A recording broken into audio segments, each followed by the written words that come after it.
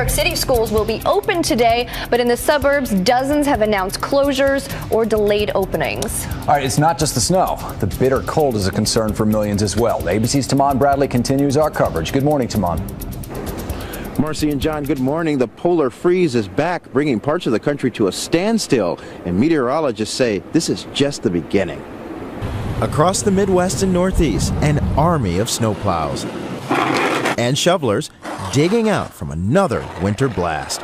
Over 80 million people buried in snow. In some places, it's over a foot high. Clearing all that snow is backbreaking. I've been doing it all day today. All day. Yeah. Heavy? Yeah, heavy. I had an idea it was coming, but I didn't really think that it was going to be this much. And just looking out the window, it was just a complete whiteout. And a wipeout on streets. Frightening spinouts. In Indianapolis, the storm folded a FedEx truck in three and closed stretches of I-65 for hours. The Great Lakes, more frozen this winter than they've been in decades. This endless pool of ice is Lake Michigan, captured by a drone camera. At airports, frustrated travelers. Almost 3,000 flights canceled and more than 2,000 delayed. The storm is barreling over the Northeast, and behind it, incredibly cold and intense winds that will last into the weekend. But the severe conditions in New York's Central Park didn't stop these people from having a little fun. We're actually waiting on some friends to play some touch football game. And when those friends showed up, it was game on.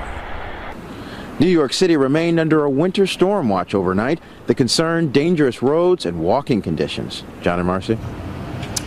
All right, thanks, Taman. And now let's get some forecast specifics about all this. Oh, yeah. For those who want to know all the details about this cold, crazy weather, we're going to go live right now to AccuWeather meteorologist Jim Dickey to get some stats. How you doing, Jim?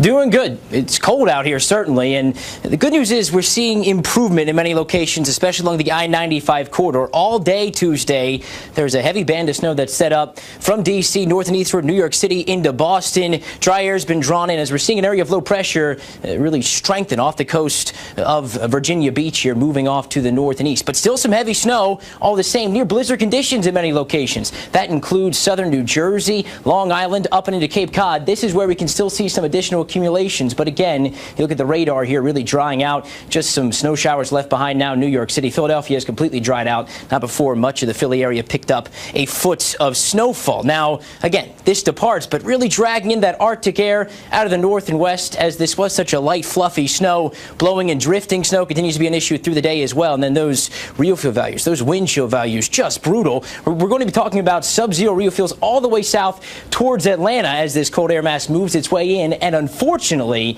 this is going to have some big-time staying power. It'll stay cold through, in all likelihood, the end of the month. All right, so who's feeling the worst of this, Jim? As far as the cold is concerned, right now, this particular cold shot, at least today, that is into New England, where the core of the cold is really set up, but really all the way back on into the Midwest, staying brutal here today. All right, Jim Dickey, thank you very much.